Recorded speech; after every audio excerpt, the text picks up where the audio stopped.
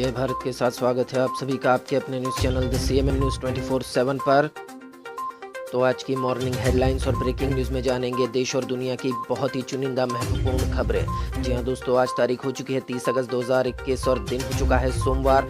तो आज की खबरों में जानेंगे, आज जन्माष्टमी मनाएंगे भारत के हिंदू लोग। भारत में जन्माष्टमी का त्यौहार मनाया जाएगा बड़ी धूमधाम से। वही खबर आ रही है दिल्ली से। दिल्ली के सीएम केजरीवाल ने लिया विपश्यना ब्रेक। हर साल जाते हैं विपश्यना करने के लिए शिविर। वही खबर आ रही है पैरालंपिक से। पैरालंपिक में भारत का जादू, गुजरात की भाविना बहन छाई। वही एक्सक्लूसिव न्यूज अभी आ रही है दोस्तों, 22 मिनट पहले की न्यूज है। अब भारत की बेटी अवनी लखेरा ने पैरालंपिक में अपने आप को साबित किया। भारत के लिए गोल्ड मेडल जीता है अवनी लखेरा ने। ये पैरालंपिक में भारत का पहला गोल्ड मेडल है। तो अवनी लखेरा की खुशी आप तस्वीरों में देख सकते हैं। भारत के लिए बड़ी सम्मान की बात है। जानेंगे सविस्तार न्यूज। उसी के साथ किसान आंदोलन से खबर आ रही है और जानेंगे मौसम का हाल। तो बढ़ते हैं पहली खबर की ओर। पहली खबर में है तालिबान ने पाकिस्तान को दिया झटका। तहरीके तालिबान को लेकर लगाया सच का तमाचा। तालिबान के प्रवक्ता जबीउल्लाह मुजाहिद ने कहा कि तहरीके तालिबान पाकिस्तान का मुद्दा अफगानिस्तान को लेकर हल नहीं करना है, बल्कि पाकिस्तानी सरकार द्वारा हल किया जाना चाहिए। तालिबानी प्रवक्ता ने यह टिप्पणी दी एक निजी समाचार न्यूज चैनल द्वारा साक्षात्कार के दौरान तब दी जब उसने सवाल किया कि तालिबान नेता टीटीपी को पाकिस्तान के खिलाफ काम करने से मना करेंगे। इस पर जबीउल्लाह मुजाहिद ने कहा कि टीटीपी का युद्ध वैध नहीं है। यह तय करना और जवाबी रणनीति तय करना पाकिस्तान और पाकिस्तानी उलेमा पर निर्भर करता है, तालिबान पर नहीं। उन्होंने कहा कि हालांकि हमारा रुख यह है कि अफगान की धरती का इस्तेमाल किसी दूसरे देश की शांति को नष्ट करने के लिए नहीं किया जाएगा। तो कहीं ना कहीं कांधार हाईजैक के वक्त भी ये हुआ था, पाकिस्तान ने हमारा प्लेन हाईजैक किया था। तो इसी को लेकर इशारों में ये बयानबाजी हो रही है। वो जो प्लेन था वो तालिबान की धरती पर, तालिबान के शासित अफगानिस्तान की धरती पर उस प्लेन को उतारा गया था। उस समय हमारा तालमेल अच्छा नहीं था तालिबान अफगानिस्तान के साथ में, इसलिए हमें आतंकवादियों को छोड़ना पड़ा था। तो कहीं ना कहीं तालिबान की तरफ से यह बयान आया है कि अफगानिस्तान की धरती अब किसी दूसरे देश की शांति को नष्ट करने के लिए उपयोग में नहीं आएगी। मतलब वहां अब आतंकवादी खेमे वगैरह नहीं लगेंगे। भारत का जो प्लेन हाईजैक करके अफगानिस्तान ले जाया गया था, वैसी घटनाएं अब नहीं होगी, ये तालिबान ने बयान दिया है। बढ़ते अगली खबर की और अगली खबर में है पैरालंपिक में भारत के पदों की हैट्रिक। भाविना बेन निषाद के नाम हुआ रजत, विनोद ने जीता कांस्य पदक। और जी हाँ दोस्तों, बहुत बड़ी खबर है कि भारत की बेटी ने गोल्ड मेडल भी जीता है। वो एंड में हम आपको सारी खबर बताएंगे। बढ़ते इस खबर की ओर। भारत के लिए पैरालंपिक खेलों में रविवार का दिन पदकों की सौगात लेकर आया। तब टेनिस खिलाड़ी भाविना बेन पटेल और ऊंची कूद के लिए एथलीट निषाद कुमार ने जहां रजत पदक जीते, वहीं विनोद कुमार चक्का फेंक में कांस्य पदक हासिल करने में सफल रहे। Bhavina Ben table tennis class 4 की महिला एकल फाइनल में दुनिया के नंबर 1 खिलाड़ी चीन जाओ यिंग के खिलाफ 0-3 से शिकस्त का सामना करना पड़ा, लेकिन ऐतिहासिक रजत पदक के साथ पैरालंपिक खेलों में पदक जीतने वाली दूसरी भारतीय महिला खिलाड़ी बनने में सफल रही। वही बात करें निषाद कुमार ने पुरुषों की ऊंची कूद T47 स्पर्धा में एशियाई रिकॉर्ड के साथ रजत पदक जीता है। विनोद कुमार ने भी पुरुषों का चक्का फेंक की F52 स्पर्धा में एशियाई रिकॉर्ड बनाया और कांस्य पदक अपने नाम किया। भारत के इस तरह से वर्तमान खेलों में 2 रजत और 1 कांस्य पदक सहित कुल 3 पदक हो गए हैं और वह अभी पदक तालिका में 45वें स्थान पर है। वहीं आपको बता दें कि अभी एक्सक्लूसिव न्यूज आ रही है कि अवनी लखेरा ने भी गोल्ड मेडल जीत लिया है। बने रहिए खबरों के साथ, तो पूरी खबर हम आपको दिखाएंगे अवनी लखेरा के बारे में। बढ़ते अगली खबर की और अगली खबर में है योगी सरकार का बड़ा फैसला। यूपी में जन्माष्टमी को लेकर नाइट कर्फ्यू में दी गई विशेष छूट। उत्तर प्रदेश की योगी आदित्यनाथ सरकार ने सोमवार को जन्माष्टमी पर्व को लेकर नाइट कर्फ्यू में छूट दी है। योगी सरकार ने जन्माष्टमी पर कोविड प्रोटोकॉल के साथ विशेष छूट दी है। सीएम योगी आदित्यनाथ के इशारे पर, उनके निर्देश पर उत्तर प्रदेश शासन ने कृष्ण जन्माष्टमी पर्व रात्रि कर्फ्यू में छूट का ऐलान भी किया है। इस क्रम में एक दिन के लिए रात्रिकालीन कर्फ्यू को हटाया गया है। प्रदेश में सोमवार तक 10 बजे से मंगलवार सुबह 6 बजे तक कृष्ण जन्माष्टमी पर्व पर नाइट कर्फ्यू में छूट रहेगी। इसके बाद मंगलवार रात से नाइट कर्फ्यू जारी रहेगा। उत्तर प्रदेश गृह विभाग से इसका आदेश भी जारी होने के साथ सभी जिलों में भेज दिया गया है। बढ़ते अगली खबर की ओर। अगली खबर में है बड़े ब्राह्मण सम्मेलन के साथ मायावती करेंगी बसपा के चुनाव अभियान का आगाज। यहाँ दोस्तों सियासती खबर है, यूपी की सियासत से खबर आ रही है कि अब ब्राह्मणों का सम्मेलन मायावती करने जा रही है और उसी से चुनावी अभियान का आगाज भी कर सकती है। देखते खबर में क्या है। उत्तर प्रदेश में अगले साल होने वाले चुनाव के लिए सभी पार्टियों की तैयारी जोरों शोरों से चल रही है। बहुजन समाज पार्टी ने भी आने वाले चुनाव के लिए अपने कैडर को मेहनत में जुट जाने के लिए आदेश दिए हैं। पार्टी की तरफ से ब्राह्मणों को लुभाने के लिए विभिन्न शहरों में ब्राह्मण सम्मेलन चल रहा है। अब बसपा प्रमुख मायावती अगले महीने की 7 तारीख को लखनऊ में ब्राह्मण सम्मेलन के जरिए 2022 विधानसभा चुनाव के अभियान की आधिकारिक शुरुआत करेगी। इस ब्राह्मण सम्मेलन से पहले बसपा के महासचिव सतीश चंद्र मिश्रा ब्राह्मणों को जोड़ने के लिए 4 सितंबर तक 74 जिलों में ब्राह्मण सम्मेलन कर चुके होंगे। 7 सितंबर को लखनऊ में बड़ा ब्राह्मण सम्मेलन होगा, जिसमें लखनऊ के अलावा पूरे यूपी के ब्राह्मण शामिल होंगे। तो ब्राह्मणों को एकजुट करने की बात अब मायावती ने की है, उसी से अब चुनावी आगाज करने वाली है। बढ़ते अगली खबर की ओर। तो अगली खबर में है कोविड के मामले फिर मिले 45,000 से ज्यादा मरीज, एक्टिव मामलों में भी हुई बढ़ोतरी। कोरोना को लेकर सतर्कता बढ़ाने की जरूरत है। पिछले 24 घंटों में एक बार फिर से कोरोना के एक्टिव मामलों की संख्या 45,000 से ज्यादा रही और एक्टिव मामलों में इजाफा हुआ है। स्वास्थ्य विभाग द्वारा जारी किए गए आंकड़ों के अनुसार पिछले 24 घंटों में कोरोना के 45,083 नए मामले सामने आए हैं, जबकि कोरोना से उबरने वालों की संख्या 35,840 रही है। इस दौरान 480 और मरीजों को कोरोना संक्रमण की वजह से उनकी मौत हो गई है। 480 मरीजों की स्वास्थ्य विभाग द्वारा जारी किए गए ताज़ा आंकड़ों के बाद देश में कोरोना एक्टिव मामले बढ़कर 3,68,558 हो गए हैं, जबकि अब तक की कोरोना से कुल 4,37,830 लोगों की जान जा चुकी है। गौर करने वाली बात यह है कि पिछले 24 घंटों में सामने आए मामलों में से 31,265 केरल से है। यहाँ कल 153 लोगों की मौत की रिपोर्ट भी आई है। तो कोरोना केरल में काफी ज्यादा फैला हुआ है। आप भी कोरोना के लिए सतर्क रहिए, मास्क का उपयोग कीजिए। बढ़ते अगली खबर की और। अगली खबर में है असम और बंगाल को रेलवे ने दी विस्टाडोम ट्रेन की सौगात। जी हाँ दोस्तों, बहुत ही खूबसूरत ट्रेन है। सारा व्यू आप अपनी विंडो से देख सकते हैं। बहुत ही बड़ा ग्लास लगाया जाता है, ट्रेन जैसे पैक होती है वैसे ही, लेकिन इसमें बहुत बड़ा ग्लास लगाया जाता है जिससे आप बाहर का व्यू देख सकते हैं। बहुत ही अच्छी विस्टाडोम ट्रेन की सौगात दी है असम ने बंगाल को। बढ़ते खबर की और। पूर्वोत्तर के रेल यात्रियों के लिए अच्छी खबर है। पूर्वोत्तर सीमांत रेलवे ने 2 विस्टाडोम पर्यटक विशेष ट्रेन सेवाएं शुरू की है। पारदर्शी कांच की खिड़कियां और छतों वाली विस्टाडोम पर्यटक विशेष रेलगाड़ियों को पर्यटन क्षमता वाले 2 लोकप्रिय ब्रॉड गेज मार्गों पर शुरू किया गया है। एक ट्रेन असम में गुवाहाटी न्यू हाफलोंग मार्ग पर शुरू की गई है, जबकि दूसरी ट्रेन पश्चिम बंगाल में न्यू जलपाईगुड़ी अलीपुरद्वार जंक्शन के बीच चलाई जाएगी। बढ़ते अगली खबर की ओर। तो अगली खबर में है काबुल एयरपोर्ट के पास फिर से धमाका, रिहायशी इलाके में गिरा रॉकेट, 2 की मौत 3 घायल। दोस्तों, काबुल एयरपोर्ट के पास फिर से बड़े धमाके की खबर आ रही है। अफगानिस्तान की मीडिया के मुताबिक काबुल एयरपोर्ट के पास धमाका हुआ है। काबुल के ख्वाजा बुगरा इलाके में बम धमाके की खबर आ रही है। बताया जा रहा है कि एक मकान पर रॉकेट से हमला किया गया है। काबुल एयरपोर्ट के पास रिहायशी इलाके में रॉकेट से हमला हुआ है। अफगान पुलिस चीफ ने कहा कि काबुल एयरपोर्ट के उत्तर पश्चिम में रॉकेट से हमला किया गया है। अमेरिकी नागरिकों के इवैक्यूएशन के बीच रॉकेट से हमला किया गया है। रशियन मीडिया के मुताबिक काबुल रॉकेट हमले में 2 लोगों की मौत हो गई है, जबकि 3 लोग घायल हो गए हैं। धमाके के बाद लोग छतों पर भी भागते हुए दिखाई दे रहे हैं। बम ब्लास्ट के बाद आसपास के इलाकों में अफरा तफरी का माहौल बना हुआ है। धमाके के बाद इलाके में काले धुएं के गुब्बारे भी दिखाई दे रहे हैं। बढ़ते अगले समाचार की ओर। मैक्सिको के प्यूर्टो वालार्टा पहुंचा तूफान नोरा और उत्तर की ओर बढ़ा।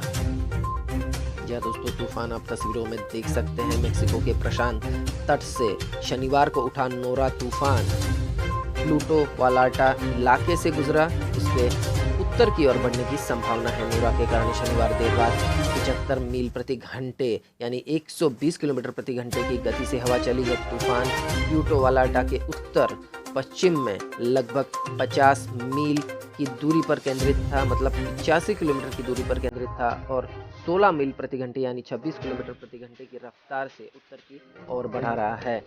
मौसम संबंधी पूर्वानुमान लगाने वाले विशेषज्ञों ने चेतावनी दी है कि मैक्सिको के मध्य और उत्तरी प्रशांत तट के लोगों को बाढ़ और भूस्खलन के खतरों के प्रति सतर्क रहना चाहिए। मैक्सिको के जलिस्को राज्य के अधिकारियों ने बताया कि उन्हें गंभीर नुकसान होने की सूचना नहीं मिली है। प्यूर्टो वालाटा से पहुंचते समय यह तूफान जेलिस्को से भी गुजरा था। बढ़ते अगली खबर की ओर। अगली खबर में है टोक्यो पैरालंपिक में भारत को भाविना पटेल ने दिलाया पहला मेडल। तापसी पन्नू, विकी कौशल सहित कई सेलिब्रिटियों ने दी बधाई। जी हाँ दोस्तों, तो भारत की बेटियों ने खेल जगत में अपना नाम रोशन किया है। टोक्यो ओलंपिक में और अभी पैरा ओलंपिक में भी दिव्यांग बेटियों ने भी भारत की लाज रखी है, भारत का सम्मान बढ़ाया है।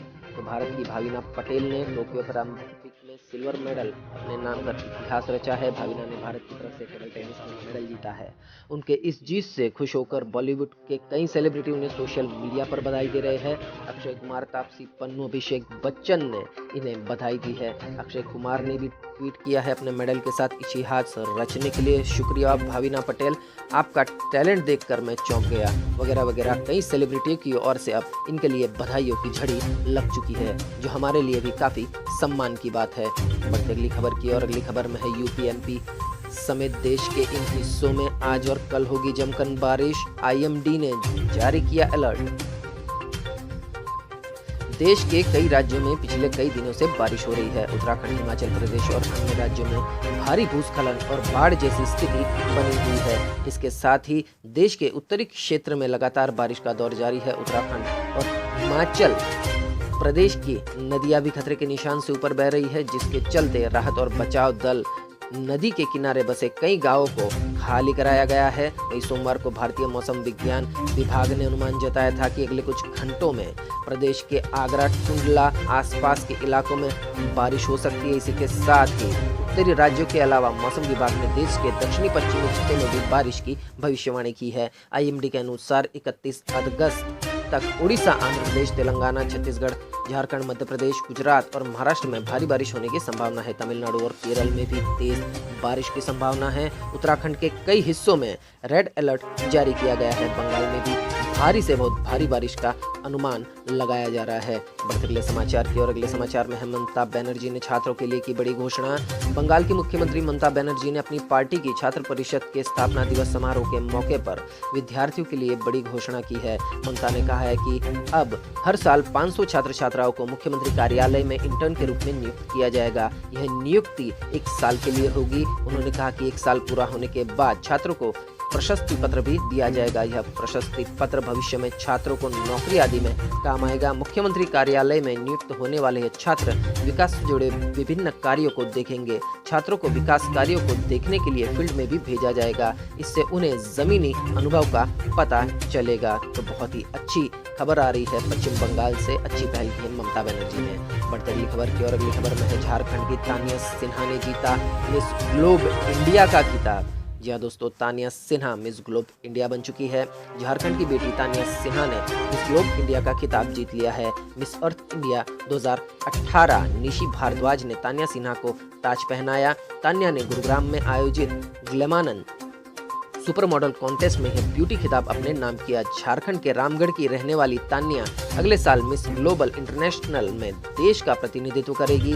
तान्या की इस सफलता पर पूरे क्षेत्र में हर्ष का माहौल बना हुआ है। 24 साल की तान्या पहले भी कई ब्यूटी कॉन्टेस्ट जीत चुकी है। वर्ष 2019 में तान्या ने मिस क्वीन ऑफ इंडिया का खिताब भी जीता था। इसी के साथ अब ये भी पक्का हो जाता है कि इनके बॉलीवुड के भी रास्ते खुल सकते हैं। बढ़ते अगली खबर की और। अगली खबर में है ड्रग्स के मामले में एनसीबी ने एक्टर अरमान कोहली को किया गिरफ्तार। जी हाँ दोस्तों, अरमान कोहली को आप बिग बॉस में भी देख चुके हैं। कई 90s की 80s की फिल्मों में भी इन्होंने काम किया था। बिग बॉस पर काफ़ी इन्होंने धमाल मचाया था, काफ़ी इनकी चर्चा हुई थी। बढ़ते उनकी खबर की और। एक्टर अरमान कोहली को ड्रग्स मामले में लंबी पूछताछ के बाद एनसीबी ने अरेस्ट कर लिया है। बीते दिन शनिवार को एक्टर अरमान कोहली के घर पर नारकोटिक्स कंट्रोल ब्यूरो ने छापा मारा था। इसके बाद उन्हें हिरासत में ले लिया गया था। अरमान ने 12 घंटे तक चली पूछताछ के बाद उन्हें गिरफ्तार कर लिया था। अरमान कोहली को एनसीबी ने अरमान कोहली के साथ ही ड्रग पेडलर अजय राजू सिंह को भी गिरफ्तार किया गया है। एनसीबी मुंबई ने आबकारी अधिनियम की कई धाराओं में केस दर्ज किया है। छापेमारी के दौरान अरमान के घर से कुछ मात्रा में कोकीन और ड्रग्स भी बरामद हुई थी।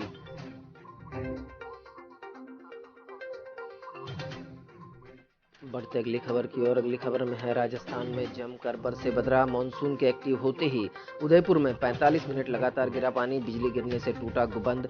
जयपुर भीलवाड़ा में भी बूंदाबांदी। जहां दोस्तों पिंक सिटी में बादल मड़गमड़ कर आ रहे हैं और बारिश की भी खबर आ रही है। पिछले 20 दिनों से बारिश का इंतजार कर रहे पूर्वी राजस्थान के लोगों के लिए अच्छी खबर आई है। यहाँ अगले 4 दिन तक मानसून सक्रिय रहेगा। रविवार को मानसून की बारिश ने पूर्वी राजस्थान में उदयपुर और भीलवाड़ा को जमकर भिगोया था। उदयपुर के कई हिस्सों में रविवार को करीब 45 मिनट तक बारिश हुई थी। इससे जगह जगह पानी तक भर गया था। बिजली गिरने से उदयपुर के मोती चौट्टा क्षेत्र में करजाली हाउस की हवेली के पास बने धार्मिक स्थान का गुंबद टूट गया। इसी तरह भीलवाड़ा में भी वीकेंड पर बारिश ने शहरवासियों के चेहरे पर खुशी ला दी। जयपुर को बूंदाबांदी से ही संतोष करना पड़ा। तो राजस्थान से ये खबर थी। बढ़ते अगली खबर की और। अगली खबर है, एमपी से एमपी की 2 खिलाड़ियों का दर्द। इंडिया टीम की जूनियर हॉकी खिलाड़ी झुग्गी बस्ती में रहने को मजबूर। कराटे में इंटरनेशनल टूर्नामेंट में मेडल लाने वाली मांग रही है सर्टिफिकेट। खेल और खिलाड़ियों को बढ़ावा देने की सरकार की नीति और सरकार के दावे वादे हकीकत में कितने सार्थक है, इसकी बानगी 2 खिलाड़ियों की हालत देखकर लगाई जा सकती है। कराटे में चाइना और ब्राजील को पटकनी देकर गोल्ड मेडल पाने वाली प्रियंका चोपड़े 4 साल से अपना खेल सर्टिफिकेट पाने के लिए भटक रही है। उसके पिता ओमकार चोपड़े आज भी मजदूरी कर परिवार का पालन कर रहे हैं। दूसरी ओर इंडिया टीम की जूनियर हॉकी खिलाड़ी खुशबू खान को झुग्गी बस्ती में रहकर गुजारा करना पड़ रहा है, जबकि नगर निगम भोपाल ने 2018 की यूथ ओलंपिक में सिल्वर मेडल जीतने पर आवास देने की घोषणा की थी। 4 साल पहले प्रियंका दिल्ली में आयोजित अंतर्राष्ट्रीय कराटे टूर्नामेंट में चाइना को हराकर गोल्ड मेडल जीता था। प्रियंका खेल और युवा कल्याण विभाग की ओर से प्रतियोगिता में शामिल हुई थी। उस समय वह 9वीं की छात्रा थी। गोल्ड मेडल पाने के बाद भी अंतर्राष्ट्रीय खेल महासंघ ने उसे इस मेडल का सर्टिफिकेट नहीं भेजा, जिसके चलते प्रियंका को न तो खेल सुविधाओं का लाभ मिल पा रहा है और न ही उसे कराटे एकेडमी में एडमिशन दिया जा रहा है। प्रियंका के मुताबिक हर जगह उसे सर्टिफिकेट की मांग की जा रही है, लेकिन न तो संघ और न ही स्कूली शिक्षा विभाग उसे सर्टिफिकेट दिलाने में मदद कर रहा है, जिसके चलते वह अपने गरीब पिता के साथ खूब धक्के खा चुकी है। मंत्री से लेकर कलेक्टर तक गुहार लगाने के बावजूद उसकी मांग पूरी नहीं हो पा रही है। तो ये हालात है खिलाड़ियों का भारत में। बढ़ते अगली खबर की ओर। अगली खबर में है, संयुक्त किसान मोर्चा के नेता आज करनाल में घरौंडा अनाज मंडी में 11 बजे करेंगे बैठक। लाठीचार्ज में घायल किसानों से मिलने पहुंचे राकेश टिकैत। कहा, आगे की रणनीति अब यहीं से तय होगी।